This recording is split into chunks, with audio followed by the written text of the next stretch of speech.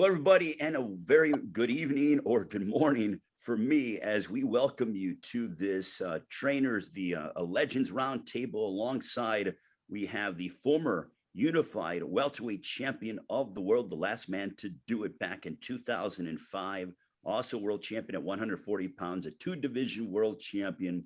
This man was an electrifying fighter, brought forth many incredible fight nights to fight fans around the world, and no doubt brought forth the show in Showtime. I'm talking about Zab Judah. Zab, how are you, my man?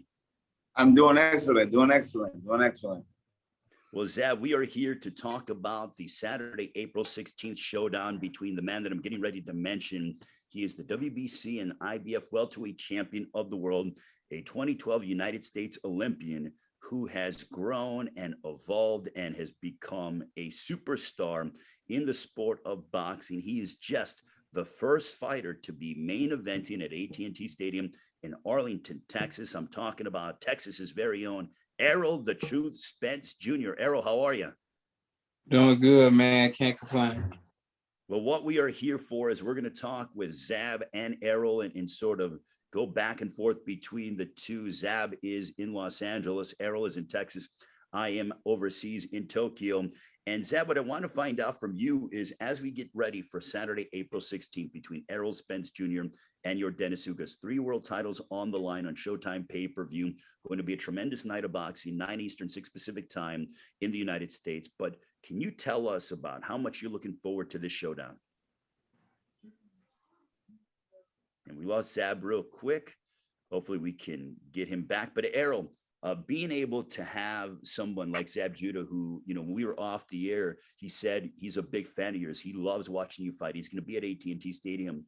What does that mean to you? Because I know that you grew up and you were watching Zab Judah perform at the highest level. Oh, that means a lot. Like, I mean, he's one of the few southpaws that I watch growing up. You know, he was super big time, especially, you know, when I was coming up. So, you know, watching Zab, I always watched him, and that's big respect, and it's a lot of honor having somebody like Zab Judah saying that they're a big fan of me and they like watching me fight and things like that. So, you know, that I feel like that's pretty dope to have guys that you looked up to and things like that. Now they watch you, and you watched them as a kid, but now they watching you, and you know, they say you're a good fighter and things like that. I mean, that's what you do it for.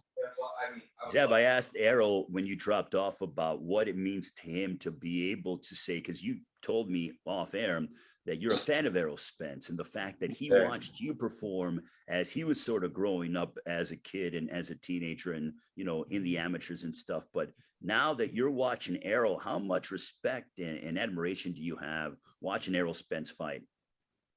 I have a lot of respect for him. Number one, just for being a human being, you know what I'm saying? I mean, he's a solid fighter. I've been watching Earl since the amateurs, you know, having, you know, Devin Haney, being around Devin, I was tapped into the amateurs and seeing who was the guy that was coming up next. And Earl was always the guy that stood out to me. He always was stopping guys and winning championships big. So when he turned to the pros and started making a big name for himself, I started following him and watching him. And listen, he stood up to something big. He's getting ready to be the next undisputed welterweight champion of the world. And man, I feel great passing it to my homie. No joke. That's real talk. Can you guys tell us about the fact that this is, because for those that don't know, the last unified welterweight champion of the world was in 2005. That was you, Zab. And Errol, you can claim 3 world titles on Saturday, April 16th, coming up in just over a week's time. I'll start off with you, Errol. Is this sort of like, okay, you are getting the torch from Zab Judah? Do you feel that way a little bit? Does that cross your mind? Definitely. Like I said, I remember, you know, when I was younger and I was watching Zab and, you know, winning all the belts and beating all the champions and stuff like that.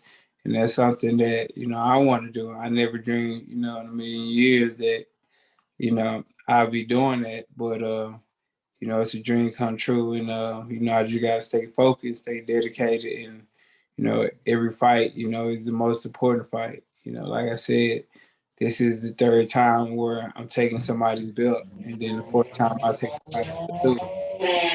Be the welterweight champion of the world. Like the welterweight weight class is always a crowded weight class with a lot of great fighters and great champions and things like that. So doing it this weight class, I feel like, that's the biggest accomplishment at this weight class because it's so many great talented fighters in this weight class. Zab, what advice could you give to Errol Spence Jr.? Because, you went ahead and you were the unified welterweight champion of the world. But when you were preparing for that moment for you to capture all the belts, what advice would you want to bestow upon Errol as we are just over a week away? Like I said, Errol Spence is a solid champion, solid fighter. I feel like I don't need to give Errol Spence no advice to what he got to do Saturday night. He knows exactly what to do. You know what I'm saying? Work behind his good jab, let his combinations go, and listen, he's gonna do his thing. That's why I'm pleased to say that the passing the torch is greatly. This is dope. Errol Spence is a guy for the job.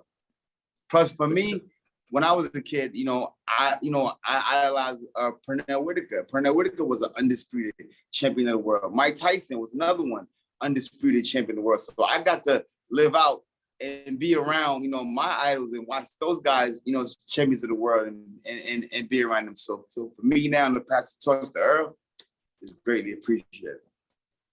So Zab, what have you been up to? I see behind you, you have Celebrity Championship Boxing. You are now jumping into the promoter realm and you have a big event coming up in June. What has Zab Judah been up to? You opened up your own gym in Woodland Hills, California, but you've been a very busy man, Zab. Yeah, lately, man, I just been busy, man. Like they say, just because you retire, that doesn't mean you die out. You know what I'm saying? So I started my own fight league, Celebrity Championship Boxing. We have a big fight coming up June 23rd. It's going to be here out of California. We got Slim Jimmy from Ray Schmurda versus a reality star, Wuda. It's going to be crazy. You catch it live on Fight TV. And, if you're in the California area, 4901 Topanga Canyon Boulevard, Woodland Hills. That's my address to my boxing gym. Come get a workout. Come see the experience. It's amazing. And Errol, I know that you're a promoter as well because Saturday, April 16th is promoted by TGB Promotions along with Man Down Promotions. You're a fighter, obviously, but, what are the challenges of, how active are you when it comes to the promotional aspect? Or, do you sort of just sign off on everything, make sure it's good, and then focus in on the task at hand being Yordenis Ugas on Saturday, April 16th? Definitely. But, as I got a fighter, Frank Martin, 135 pounds, and, he's been really explosive. He had a couple of great knockouts on TV. So, for me, it's just, stay focused on this fight, do my thing. Then, once he fights, just make sure, you get the right step of fights and the fights that, basically get him in position, for a world title. But as far as myself, just, I'm focused 100% on Ugas. That's the task at hand. That's the third belt. Once I accomplish that, it's on to the next belt. So, it's 100% on Ugas right now. And Errol, for you, this is your fifth time in recent memory fighting in your home area. You fought in Dallas at the Bomb Factory. You went from the Bomb Factory to then the Cowboys practice facility in Frisco, Texas. Your third time here at AT&T Stadium.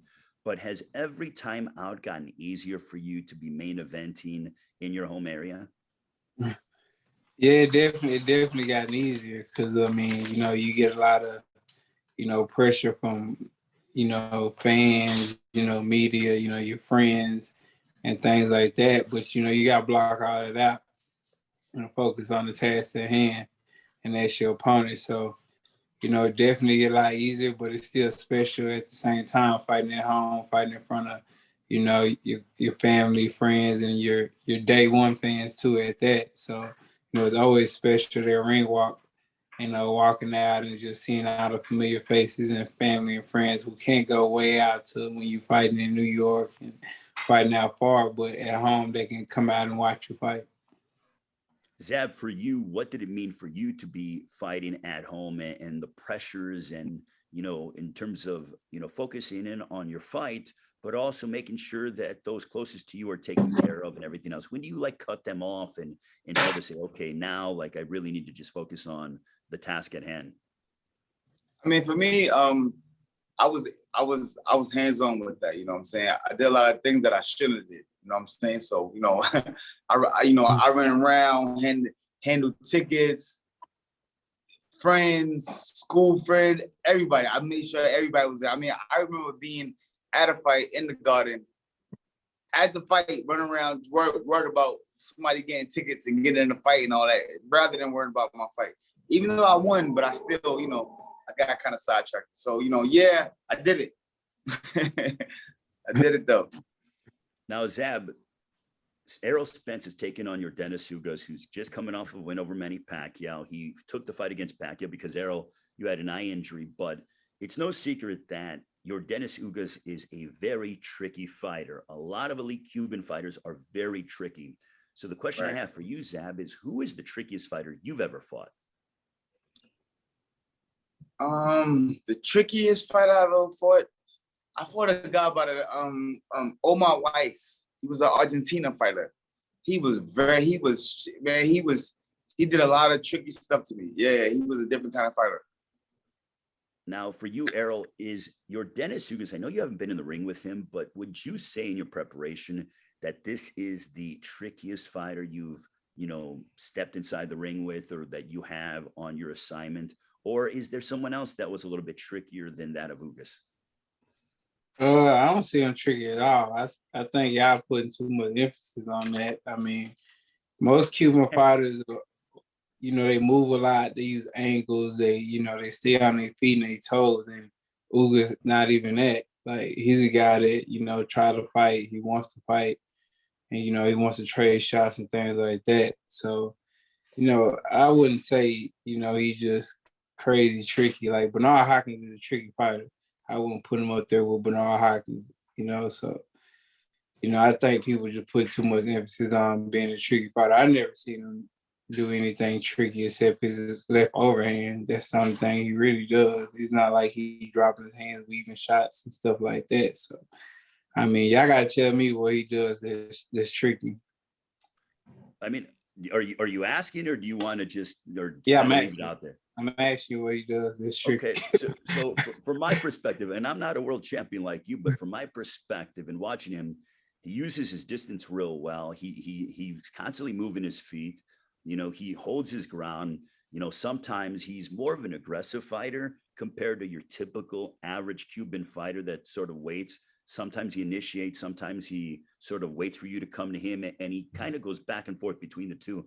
That's why with his footwork, I would quantify him as being tricky. So that's my assessment of Yordenis Ugas, which is why I believe he is a tricky fighter. And again, I'm not a world champion like either one of you two, but, you know, from an outsider's perspective, sort of giving that, you know, analysis. Well, I mean, I boxed Mikey Garcia. I banged with Kell Brook. You know, I banged with Sean Porter. You know, I boxed with Lamont, but still stood in the paint with him, slipping punches and, you know, countering shots and stuff like that. So, I mean, I don't stand right in front of the opponents either. So, I mean, like, am I tricky too? I would absolutely say you're tricky. And the reason why I say 100%. That you're tricky is because, and Zab, you can shed light on this, because the fact that I feel, Errol, there are times in a fight where you like to beat someone at their own game, just to be able to say that you were superior than them. Against Sean Porter, you decided to bang with Sean Porter when nobody besides you and your team thought that that was advantageous to you. Against Mikey Garcia, you boxed him when people were saying, oh, Mikey's such a fantastic boxer, which he is. I mean, you do these different things that you play to the strengths of your opponent to prove that you are superior. Zab, do you agree with that assessment? Yes. I agree with that. I think when Earl wants to take over a fight, he knows how to take over a fight. I watch him, you know, year after year. You know what I'm saying? When fight getting a little bit tough and he may get a little bit hurt, I see him step it up. He step it up from corner advice, and he makes it happen. 100%. I've seen that. Errol, you are a major favorite coming into this fight. I can't remember the last time you were an underdog. Do you pay attention to the odds? Does that matter to you, or is it just sort of something that you don't even pay any mind to? No, it's something I don't even paying mind too, because I'm not betting on the books, so. So you don't even pay attention to the bulletin board material.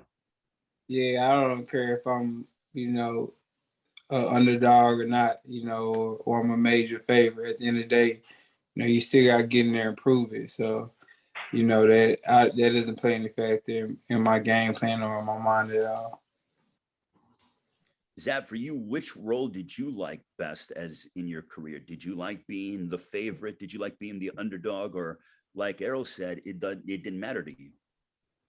Yeah, it didn't matter to me either. I mean, a lot of times I came in the ring as the underdog, but, a lot of times it didn't matter. I mean, even when I went and I won the undisputed championship of the world, I had to go to St. Louis, to Corey Spring's hometown, and fight him. And, it was a crazy time for me. I mean, I got death threats and all type of stuff, but none of that meant nothing to me.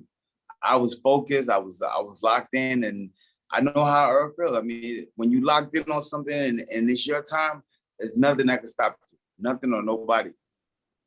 So Zab, did you like fighting at home more, or did you like going on the road more? Because you brought up that point about Corey Spinks that we show on Showtime. That was an incredible, masterful performance. I would probably say it's one of my top performances that I've seen in your career. Which role did you like going into? Was it the Yordenis Ugas role and that he's coming to AT&T Stadium, or the Errol Spence role, fighting at home in front of your fans, having the opponent come to you? For me, I like to go on the road, because when you go on the road, it's like, you pack a lunch. You pack a lunch and you on a mission. You like, listen, I'm packing my lunch because I'm on a mission. When I get back home, I'm gonna have my mission completed. You know what I mean? So I like to go on the road and get the job done. And Errol, I know you love fighting at home and everything else, but is it sort of comfortable for you to be able to know that, hey, you're sleeping in your own bed, or do you sleep in the fight or hotel and stuff? I remember when Caleb Plant fought Canelo, he decided to fight and sleep in the fight or hotel. Are you of that mindset, or do you like being at home in the comfort of your own home and sort of dictating where everything goes? Nah, man. All my training camps be at home. I rarely, go to a fight hotel unless I'm fighting in another state, anything like that. But for the most part, I have it at home, and I just sleep in the computer room or something like that. But for the most part, I like the comfort of being at home, the comfort of being around my family and things like that. So, I don't like getting on planes, and especially when you're making weight, you gotta get on the plane and then go hop out the plane and go to a boxing gym that you're not familiar with and all that type of stuff. Like, I'd rather just stay home. Errol, you've had a lot of big wins in your career. It has been wonderful to watch you grow and evolve. I mean, we go back quite a bit. I remember watching you, wipe out Chris Algieri, knock out Leonard Bundo in front of 6 billion people on network television. Well, would you think that this win against Yordenis Ugas is going to be one of your signature wins? Or do you think beating Sean Porter, beating the guys like Danny Garcia, that you already have that and you're just adding to your legacy? I think I'm basically adding to my legacy, because I feel like every fight that led up to this is just as important as this fight, because that's where it got me to. That's where, it led me to. So, like, people like, what's your most important fight? If I wouldn't have beat those guys from when I was 10-0, 9-0, I wouldn't have got the Kell Brook fight. If I wouldn't have beat Kell Brook, I wouldn't have got the Sean Porter fight, the Danny Garcia fight, and everything that's leading up to it. So every fight is the most important fight to me, and every fight means a lot to me, because, it leads me to more better fights and more accomplishments. Zab, what performance stood out from Errol Spence's career to you the most from your standpoint? Say it one time. What performance of all the fights you watch Errol Spence fight, which one were you like mesmerized the most by? I like is Sean Porter fight and the Danny Garcia fight, both of them. He showed a lot of heart. He showed a lot of, he pulled through. And times when, he looked to be confused at times, and he pulled through it. I seen, Sean Porter gave him a lot of different ugly looks, and he was like, what the? But he figured it out. He figured it out and he pulled through. You know what I'm saying? And even in the Danny Garcia fight, Danny Garcia caught him with a good hook and stuff, you know, and he was kind of memorized for a second. He went back to his jab and started boxing and started letting combinations go. And you know, that's the great thing about being a great left-hander. You know what I'm saying? You can start back with that jab, put together great combinations, and it's all back together again. Zab, do you love the fact, because Errol Spence, you know, Errol, you told me last week that assuming everything goes according to plan, that yes, you want to unify the division. You want to be undisputed welterweight champion of the world, that other champion being Terrence Crawford. Zab, because you did that in your career, do you like the fact that this younger generation is saying, we want to fight each other? We want our four belts on the line because you did it, your generation did it, but now we're seeing Errol Spence and his generation go after that same thing that you accomplished. Listen, that's the only thing that's lacking in boxing right now is the competitive fights. People have fights that they want in their head to be done and be made and see done of this generation. And it's got to happen, but it's got to happen with the, you know, fighters got to feel like they want to do it. You know, now the promoters are in the way now, but you know, stuff is starting to iron out now. The promoters are starting to grab the right fighters to make the right fights happen. And it looks like 2022 and going forward, we're going to have some good fights happening now in championship boxing. Would you say that Errol Spence is a throwback fighter? Yes. He has throwback. He has, I'm going to say this, he has throwback qualities. He has throwback great qualities. Yes, he does. Yes, he does. He's still a young man. He's still of this era, but he has throwback qualities. Probably of everybody that's doing it today, Errol Spence is more him and Terrence Crawford. I can't leave Terrence out. Him and Terrence Crawford are probably the last two guys from that season era that still got that sauce. No joke. Errol, where did you learn those old school qualities from? Because as long as I've known you, I feel like you've had that old school demeanor that you exhibit every single time you step inside the ring. Man, just, you know, being a student of the game, first of all, and that's just my style, you know. I feel like I always had a professional style, even in the amateurs. Like, you know, I was going to the body in the amateurs, you know, stopping people to the body.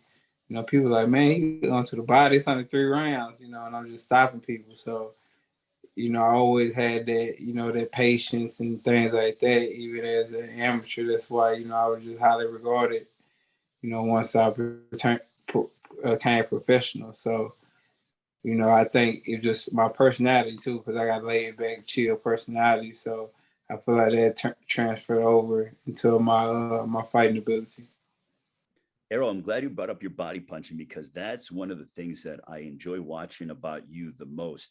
Zab, do you feel that? Because I feel like the younger generation, not, you know, a good amount of them, they love that highlight reel headshot knockout or on the chin, something just electrifying. But to me, I love seeing body punching. That to me is a beautiful part of, you know, the sweet science. Do you think that body punching is a lost art form now in prize fighting? Yeah, body shots is definitely a lost art for where we at today. Remember guys like back in the days, Mike McCallum, the body snatcher. I mean, it was nobody that would dig over, like he would step over and dig both hands. Like, you know, you don't see guys putting together 6-punch combinations to the body in these days. Guys are just getting, you know, a double jab to the head, put a, you know, 1 power shot to the body and back up to the head again. You know what I'm saying? Like they're not staying down there and putting in work. So, you know what I'm saying? So when you see a guy like Errol Spence coming in, and he has been doing this since the amateurs. He has been stopping guys to the body. How many body shot knockouts you got, Earl, in the amateurs? Man, I got a whole bunch. Zillion. Yeah, amazing. Amazing. You know. Yeah, nobody was doing crunches in the amateurs. So, you know, everybody was just like, because nobody was going to the body. So, man, I was just going to the body and stopping people because nobody was used to it. Yes. He is probably one of the first amateurs that I've seen doing that. You know what I'm saying? They would put me on to and say, yo, watch him. He ain't no joke. He was boom, they stopped him. I said, oh, wow. I said, okay. Yep. Phenomenal. Zab, I'll give you a quick story. We were at Errol's gym last Thursday, actually a week ago, or almost a week ago. And Errol, you were hitting the heavy bag. And if the heavy bag was a person, I would feel so bad for them because I felt like I was watching Clubber Lang attack the body bag, or, you know, the heavy bag with your ripping shots. I mean, you were unloading vicious combinations to the heavy bag, like really sitting down on your body punches. Zab, it was something to really admire. And Errol, I got to give my hats off to you because you were in a vicious form during that training session.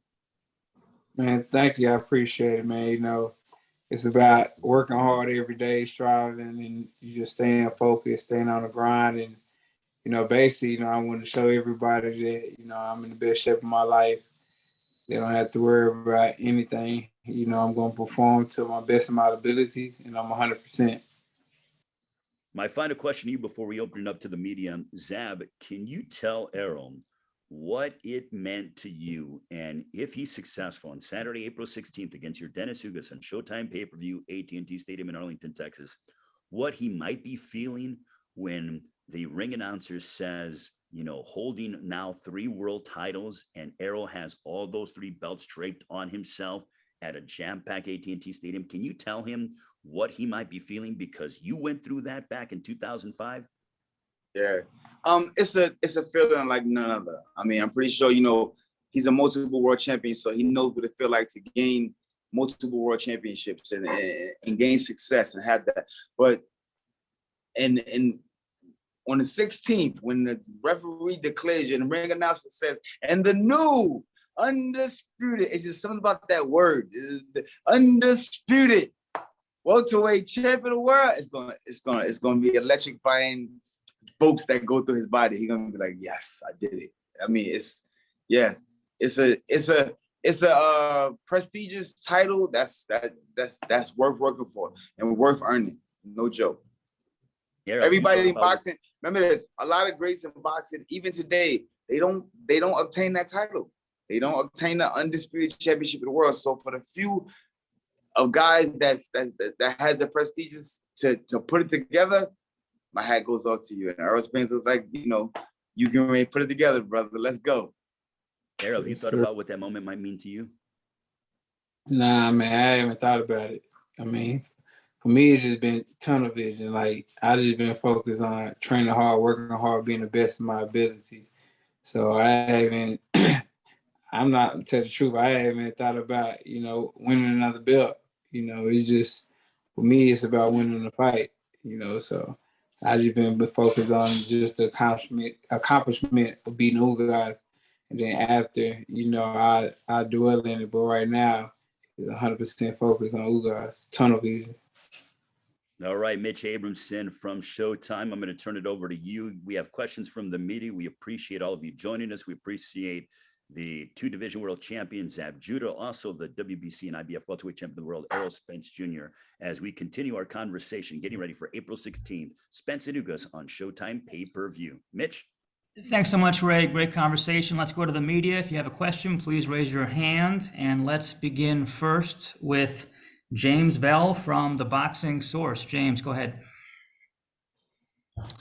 All right, got 2 quick questions, one for Zab and one for Errol. Zab, my guy, going to, you know, more into when you won that undisputed welterweight championship fight against Corey Spinks, not just immediately after the fight, but when you came home to Brooklyn as the #1 welterweight in the world. Oh man, it was a phenomenal feeling. I mean, it was phenomenal when they strapped the belts on me, and I was in the ring, and I seen all of those colorful belts start being passed over to me. It felt like a bag of Skittles. You know, I had a bag of Skittles. I was happy. I seen all the colors just started coming.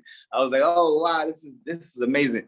But you know, but even when I got back home to New York City, New York embraced me very well. I had a parade. I had all, you know, all kind of things. The city opened up, definitely. Gotcha. And to Errol, I talked with Yordenis Ugas in reference to his trainer, Ismail Salas, but for you and Derek James, what is it about Derek James that, you know, makes him, you know, very great to you, but not only, you know, for him to work towards being trainer of the year, but as he says, trainer of the decade? You said, ask the question again? I'm referring to your relationship with Derek James, Coach Derek James, and what makes him stand out so that not only he could be referred to as the trainer of the year, but the trainer of the decade, as he says. I mean, just we work on a lot on fundamentals, and work on always being in a position to punch, never getting out of position to punch. And I feel like, they're drawn well. Like, even with Jamel Charlo, like, if you look at it, like, Jamel wasn't, considered as a power puncher, and he ain't really, it looked like he ain't had that much confidence in his power. But, at the end with Derek, and Derek teaching him, defense and holding his hands up and blocking punches and things like that, he got more confidence in his power and started sitting down more on his punches and getting more knockouts. So, I feel like, he brings out the best in you without changing you up too much. He just, nitpicks on a lot of things that he see you doing wrong and try to change it and make you a better fighter. Great. Thanks, James. Let's now go to Kirk Jackson from the Scope Network. Go ahead, Kirk.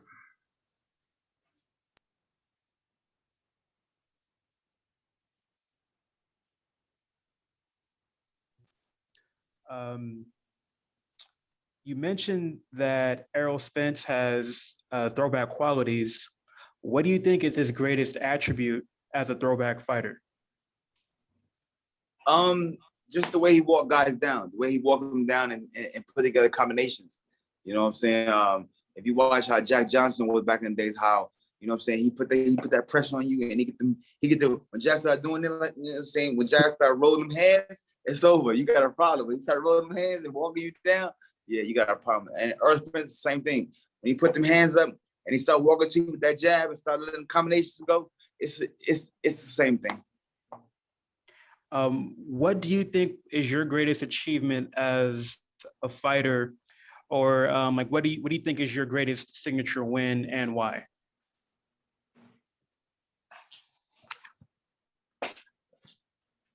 For me? Yeah, Zab, Zab, that was for you. Oh, for me? Okay, go ahead. Now, ask it again. Just your biggest achievement as a fighter.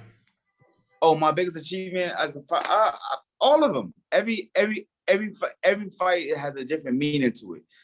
Every fight has a different meaning to it. Win, lose, or draw. No matter what, every fight has a different preparation. It comes with different prices you got to pay. Everything. You know what I mean? So just every one of them. I mean, there's no one that just singles out to me to be different. Okay, thanks, Kirk. Let's now go to Jim Conlon from RCB Radio Sport Ireland.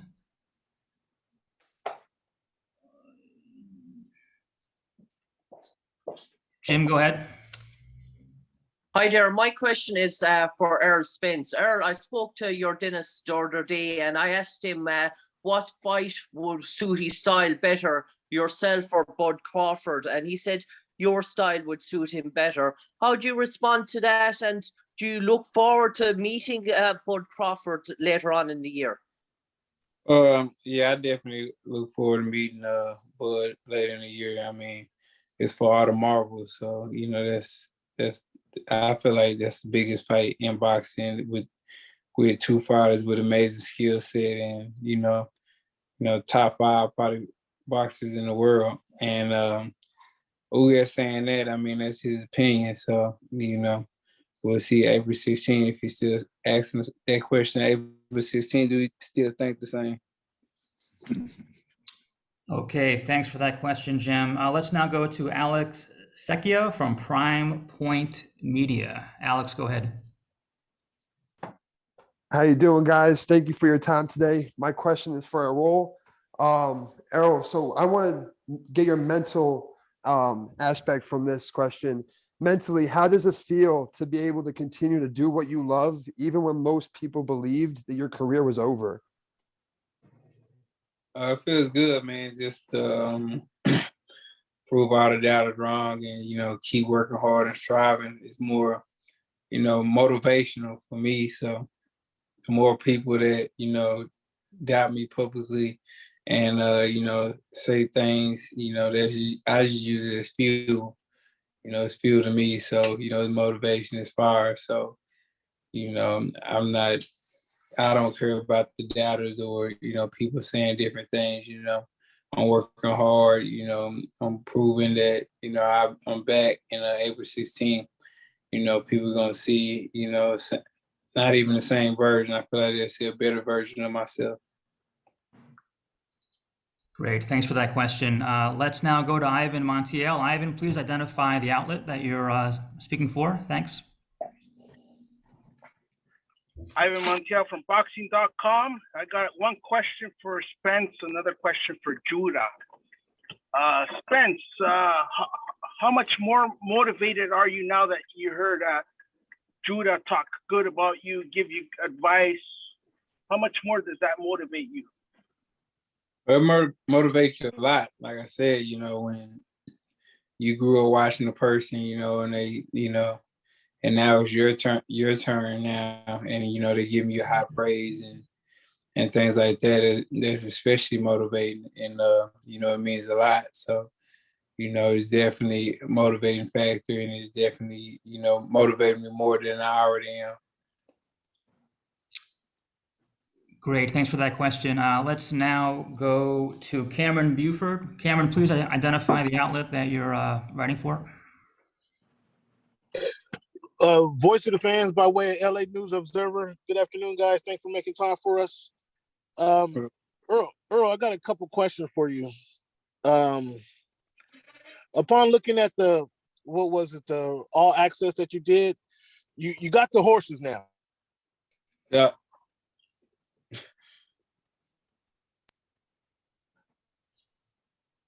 Yeah, I got the horses. What's up?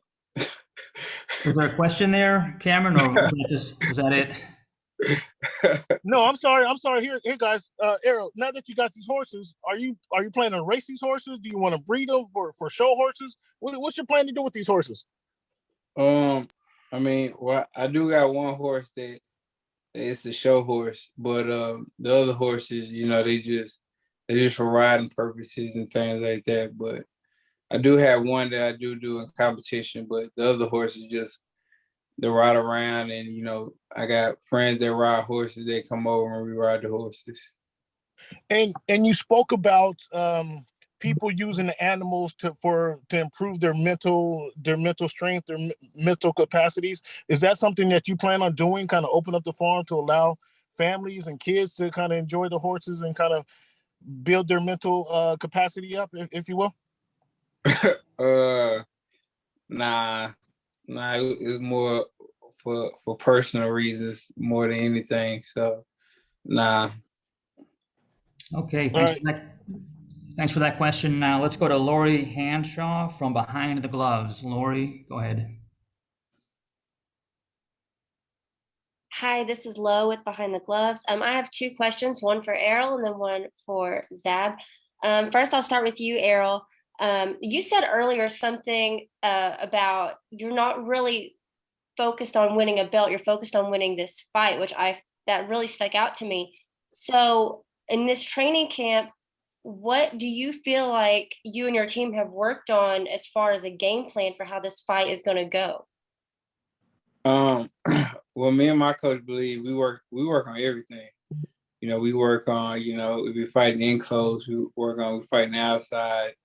We work on, if I'm using angles, if he using angles. So we work on basically everything because you don't have timeouts in boxing or, anything like that. So once you're in there, you're in there. The only person that stop the fight is you, the other person, the ref, or your coach. So, we just make sure everything is covered and all the bases covered. And anything that he comes with, I have something to stop it. Thank you. And Zab, I also wanted to ask you, how do you see this fight between Errol Spence and Ugas going on April 16th? In the new undisputed welterweight champion of the world, the truth. It's my guy. I think it's gonna be a very competitive fight. On both guys' part, you know what I'm saying? But I think that old Errol Spence with that but the old school throwback styles is gonna kick in, and he's gonna get the job done. Thank you so much. Great. And let's end things with Ron Goodall from Fight Hype. Ron, go ahead. Hey, how's it going, guys? I appreciate the time. I had a couple questions for each fighter. I'll start one with Zab. Just want to get your overall thoughts on Yordenis Ugas overall as a fighter. And if you could just give us a story about facing a Cuban fighter. I'm sure you faced one in the amateurs, not professional, and just overall the style that they bring to the fight. Yordenis Ugas is a very talented fighter, very hard worker. You know what I'm saying? He's a guy that's been around, has worked very hard to get himself to where he's at today. I have a lot of respect for him. You know what I'm saying? No, I've never fought a Cuban fighter in a fight, but I used to spar with Joel Casamaya and those guys. And sparring with the Cuban fighters, I mean, you know that those guys are very crafty. You know, they do a lot of things that, you know, we normally don't do, where they grab punches and pull and you know, just a little bit of different kind of tricks that they got. But you know, I'm pretty sure Errol Spence is, you know, he's seasoned. He's ready for this moment of where he's at, this position he's at. He's, you know, every kid, you know, every boxer as a kid dreams of being the undisputed champion of the world. And you know what I'm saying, on March 16th, he get to live out his dream. May 16th. April 16th. And then my follow-up questions up to Errol Spence. Just you know, you're a father of 3 and you're training at home. Obviously, it could be a lot of distractions. Some fighters like to remove themselves from that position. Just kind of wanted to get your thought process on why you're okay with training with an environment like that. And if you could tell us if there was a training camp similar to the one that you're having now in the past. I mean, it's just something I used to. So, you know, I had to keep doing it. And, you know, I welcome it. Like, you know, I always say, you know, I don't want to be one of those, like my kids come to the gym, you know, watch me spar, all that. You know, I don't be one of those fighters that you know, go away for training camp and things like that. And then, you know, once I become old and, you know, they become older, you know, somebody else telling them stories about, you know, training camp and things like that, you know, they see it firsthand. And you know, I just like spending time with my kids and stuff like that. So, you know, I just stay disciplined and stay focused and focus on the task at hand. And, you know, I got family and stuff that help me, you know, with my kids if I need something. So, you know, it's not all just, you know, me doing it myself. Thanks, Errol. That concludes the media portion of this virtual presser. I'm going to swing it back to Ray for some final thoughts. Ray? All right. Thank you very much, Mitch. And we appreciate the media joining us and asking these pertinent questions as we get set for Saturday, April 16th. Errol Spence, Yordenis Ugas, SHOWTIME pay-per-view, the welterweight unification matchup. And Zab, I want to give your the table for final comments as what can fans expect on Saturday, April 16th? You'll be there at AT&T Stadium. So will I. Errol Spence, Yordenis Ugas, what are you anticipating? I'm anticipating fireworks. I'm anticipating 2 guys coming in there fighting for the undisputed championship of the world. You know what I mean? And not looking past Ugas, you know what I'm saying? But you know, my favorite and my guy that I like to watch is Errol Spence. You know what I'm saying? I'm looking to see my guy become the new undisputed champion of the world. Errol, final comments as you got the words of support from a man who was the last one to hold the unified welterweight champion of the world back in 2005. Someone you looked up to, but what does that mean to you? It means everything, man. I appreciate that support. You know what I'm saying? A lot of older fighters, you know, don't really, you know, give their support to the young generation. So much respect. Appreciate your support, man. That means a lot. And everybody make sure they tune in April 16th. If you can't be there at the AT&T Center, make sure you order it on SHOWTIME pay-per-view. It's going to be an amazing event, amazing fight. And it's going to be an all-out, you know, all-action-packed fight. And it's going to be one side on my end. So, yeah, I'm going to see a very, very exciting fight. Zab, he's saying it's going to be one-sided. I like hearing that, man. Look at that. Be fireworks. It's going to be fireworks. Something to see. People don't miss this. Boxing royalty, Zab Judah, thank you so much. Errol Spence, thank you so much. I'll see you both next week down in Arlington, Texas.